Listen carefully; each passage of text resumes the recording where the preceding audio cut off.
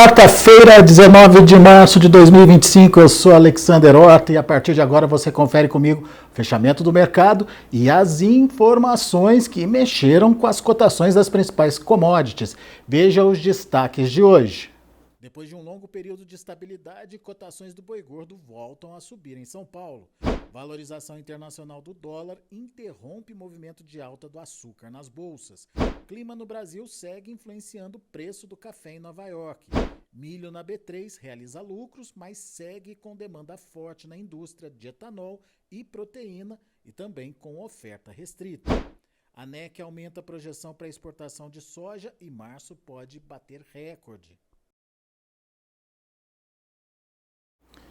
Mercado do boi gordo, depois de um período até importante aí de estabilidade nos preços, a cotação da arroba do boi gordo voltou a subir nas praças paulistas. De acordo com a apuração da Scott Consultoria, os compradores estão ofertando até R$2 a mais pela arroba do boi comum e R$1 a mais pela arroba do boi China. O boi gordo foi negociado a R$312 e o boi China a R$314.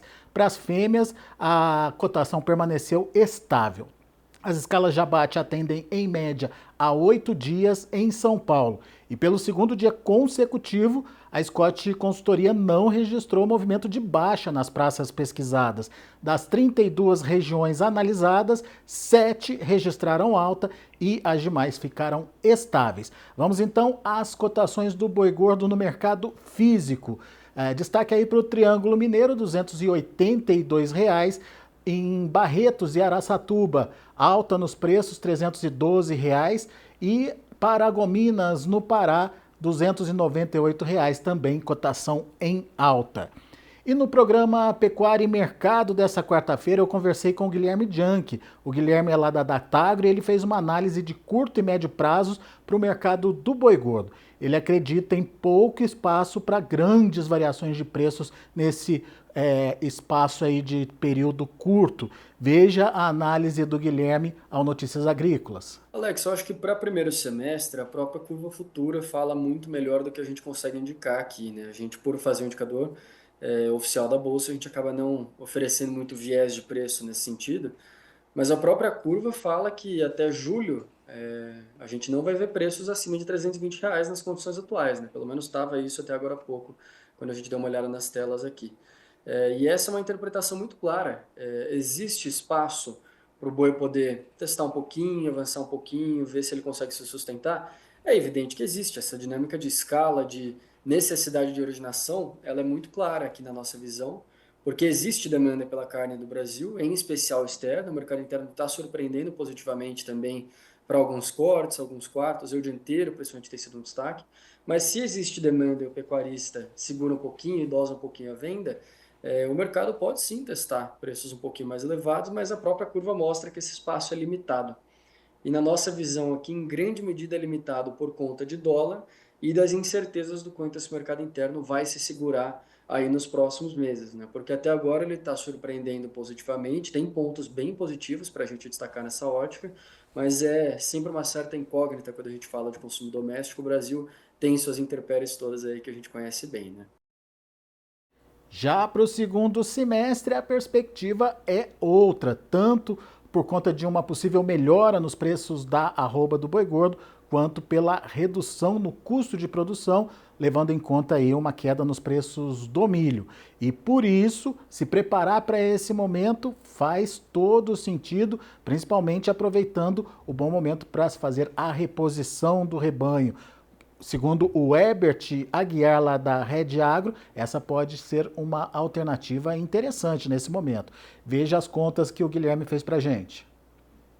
Hoje, fazendo uma relação de troca, por exemplo, de um boi gordo para bezerro, no Mato Grosso, você tem uma relação de troca hoje de 2,4 bezerros para um boi gordo. Quando você pula para uma categoria de boi gordo para magro, você tem uma relação de 1,4.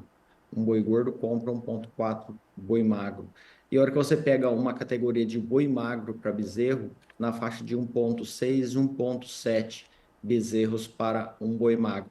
Essa mesma relação de troca de 1,6, 1,7 do boi magro para o bezerro, a gente já via ela no ano passado, tá? Então, uma relação de troca que ainda continua positiva. Quando o ágio do bezerro ele superar hoje na faixa de 25 a 26% de ágio do preço do bezerro sobre o boi gordo, quando ele superar e talvez chegar em patamares de 30, essa relação vai se deteriorar. Então ela fica um pouco pior.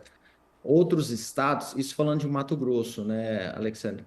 Mas quando a gente olha para outros estados, a relação de troca ela está mais positiva. Vamos falar assim, o Mato Grosso hoje está com a sua pior relação de troca e são esses os números que eu trouxe aqui a vocês.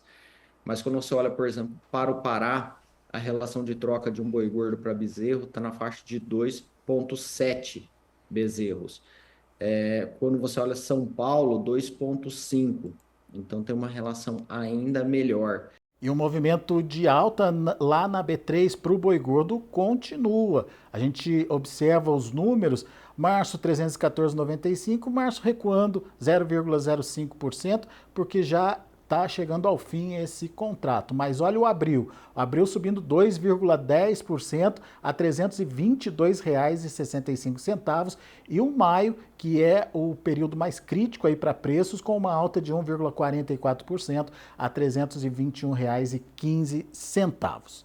Muito bem, essas são as informações do boi gordo. Agora a gente fala do mercado do açúcar. Nessa quarta-feira, os preços do açúcar recuaram nas bolsas de Nova York e também em Londres. Segundo especialistas, a valorização do dólar index provocou esse movimento de liquidação dos contratos futuros. Apesar de ter caído aqui no Brasil, o dólar ter recuado em relação ao real, o dólar no mercado internacional subiu frente às várias moedas e por isso essa movimentação nas bolsas internacionais, já que o dólar tem aí uma influência principalmente na formação de preços do produto brasileiro, que é o principal exportador aí do açúcar.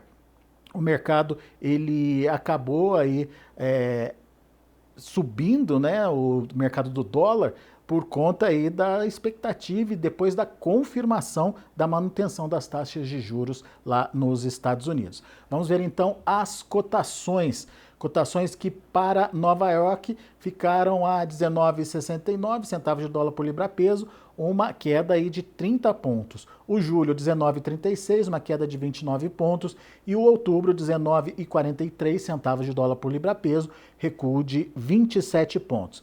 Vamos ver lá em Londres, comportamento dos preços por lá.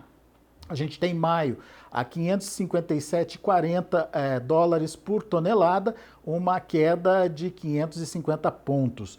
O agosto, 542,40, recuando 560 pontos. E o outubro, 535,50, uma queda de 450 pontos. Portanto, dia negativo também para o açúcar lá na Bolsa de Londres.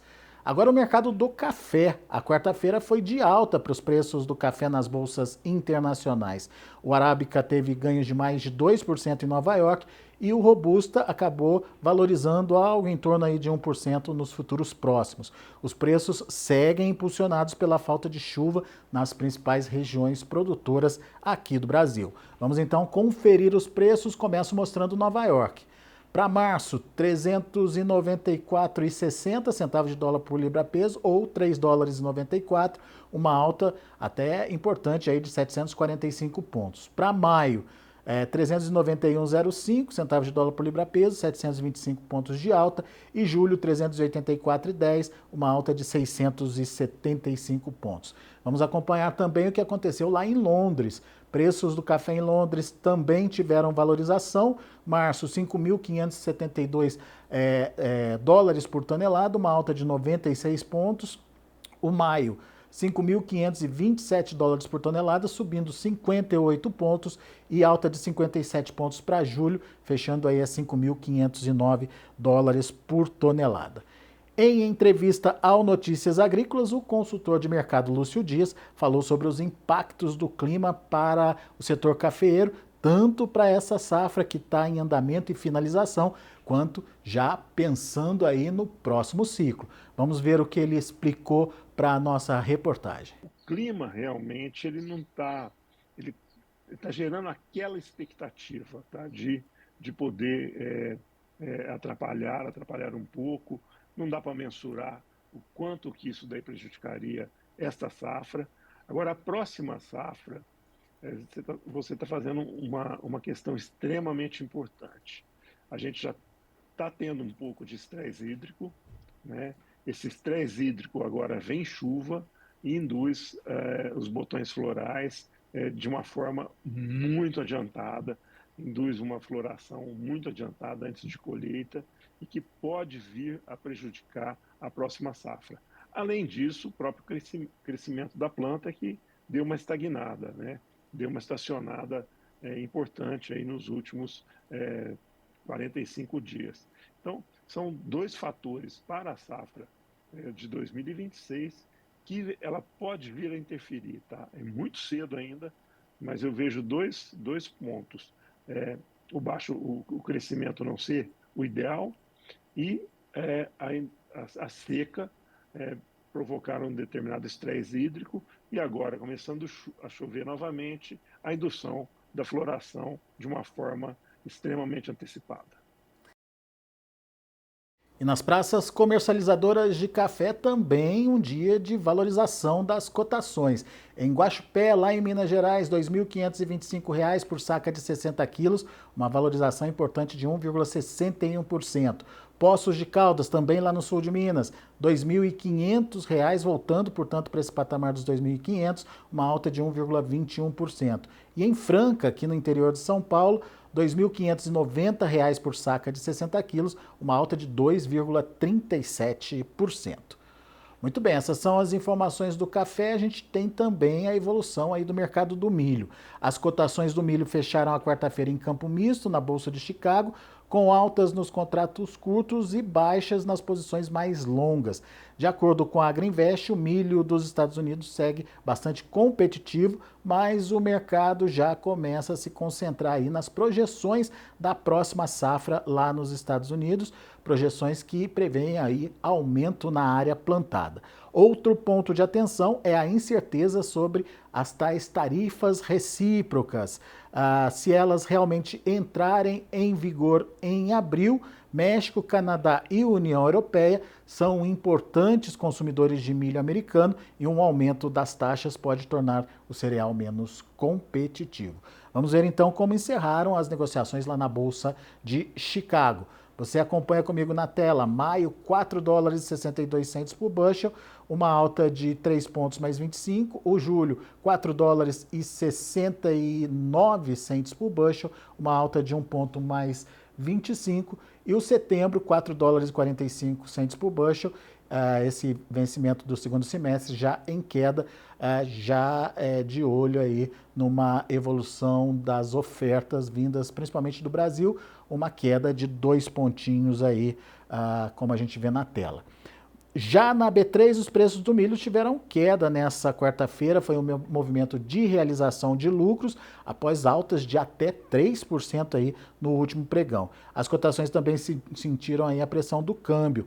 A Agrinvest explicou que o cereal segue caro no país, com uma demanda firme pela indústria, né, indústria de etanol e proteína, e também com oferta que permanece bastante restrita nesse momento. De olho então na tela, a gente tem maio recuando 1,38% a R$ 83,31, o julho R$ 74,55, queda de 0,41%, e o setembro R$ 74,15, queda de 0,55%. Na região oeste do Paraná, a estiagem já está trazendo impactos aí para as lavouras de safrinha, com perdas consolidadas e chegando até a 60%, como relatou para a gente o gerente técnico da Cevale, o Carlos Koenig, em entrevista aí ao Notícias Agrícolas. Vamos ver o que ele disse. Algumas regiões a gente tem um impacto bastante expressivo, tá, dentro da região oeste aqui de atuação da cooperativa. Regiões mais arenosas, regiões onde que a matéria orgânica é mais baixa, fertilidade é mais baixa, essas perdas aí, algumas áreas passam de 60%, né? Quando a gente coloca o total da região oeste, onde que a cooperativa está situada, né, essas perdas aí são em torno de 5% até o momento. Porém, né, o que preocupa, enfim, bastante parte dos produtores, é essa falta de previsões com volumes significativos. Então, o milho está entrando numa fase de exigência maior de água, né? Que ele tende a exigir de 5 a 7 minutos diários e não tem uma perspectiva de chuvas com maiores volumes, né? Isso acaba trazendo uma preocupação. Agora o mercado da soja. A exportação de soja do Brasil foi estimada nessa última terça-feira em 15,6 milhões de toneladas para o mês de março, um ajuste de cerca de 100 mil toneladas na comparação com a previsão da semana anterior, mas ainda ligeiramente abaixo aí do recorde mensal histórico, de acordo com números divulgados pela Associação Nacional dos Exportadores de Cereais, a ANEC.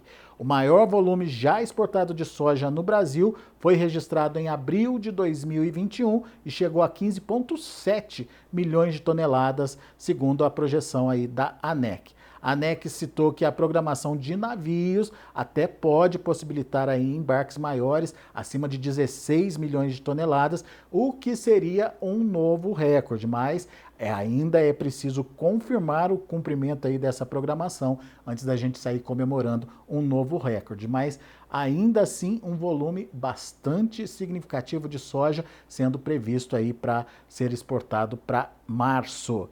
E no mercado da soja na Bolsa de Chicago, nada de novidade. Cotações tentam definir uma direção aí diante de notícias já bastante conhecidas do mercado. Entre elas temos a guerra comercial entre China e Estados Unidos, a questão da macroeconomia, a volatilidade do dólar e a demanda agora concentrada no Brasil, principalmente quando a gente pensa na China como principal consumidor.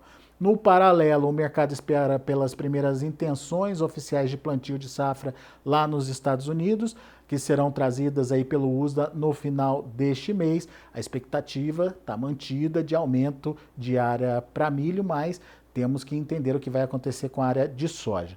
No Brasil, os prêmios altos são o principal destaque, refletindo aí a boa comercialização, a logística ainda muito disputada e parte da pressão que está posta aí sobre Chicago nesse momento. Vamos então conferir as cotações lá na Bolsa de Chicago. Soja, 10 dólares e 8 cents por bushel, uma queda de 4,5 pontos. Julho, 10,21, queda de 5 pontos. E o agosto, 10 dólares e 18 cents por bushel, uma queda de 5,5 pontos. O analista de mercado da Agriinvest, o Marcos Araújo, comentou hoje com a nossa equipe sobre a influência da macroeconomia, principalmente sobre as commodities, em especial aí na soja. Vamos ver o que ele disse. Hoje é um dia aí de grandes influências externas, macroeconômicas. Hoje é super quarta. Tivemos agora há pouco o anúncio por parte do Banco Central norte-americano com a manutenção da taxa de juros entre 4,25% e 4,5% e a possibilidade de 2 cortes nas próximas reuniões, totalizando 50 pontos base. Aqui para o Brasil, logo mais após o fechamento do mercado, nós teremos a decisão do Copom em relação à nossa taxa Selic. Há uma unanimidade do mercado que ocorra um aumento de 1% na nossa taxa Selic, saltando de 13,25% para 14,25%. Portanto, Guilherme, um juros americano de 4,25%, um juros brasileiro de 14,25%. Um grande diferencial de juros no Brasil para os Estados Unidos e isso incentiva os investidores americanos a trazerem dinheiro aqui para o Brasil. Reflexo disso, fortalecimento do real contra o dólar. Nesse momento, o real ganhando 0,6% frente ao dólar, Guilherme, cotado a 5,636. E agora o mercado financeiro, destaque para o dólar, que começou o dia em alta, seguindo aí a tendência internacional e o próprio dólar index, mas acabou invertendo o sinal ao longo da sessão e encerrou com queda de 0,43% a R$ 5,65. As atenções dos investidores se voltaram aos cenários de juros no Brasil e nos Estados Unidos. Durante a tarde, o Federal Reserve, o Banco Central lá dos Estados Unidos, anunciou a manutenção das taxas de juros nos Estados Unidos entre 4,25% e 4,5% ao ano, em linha, portanto, com as expectativas do mercado. E logo mais, logo no começo da noite, o Comitê de Política Monetária aqui do Brasil, o Copom, que faz parte aí do Banco Central, vai trazer o seu novo patamar para a Selic, a taxa básica de juros aqui do país. A expectativa é de um novo aumento de 1 ponto percentual na taxa de juros, passando, portanto, para 14,25% ao ano, maior patamar em quase 20 anos, se, obviamente, confirmada essa alta. O rumo dos juros nos dois países é observado com atenção pelo mercado, porque podem ser determinantes aí para o controle da inflação e para entender aí os níveis das atividades econômicas nos países.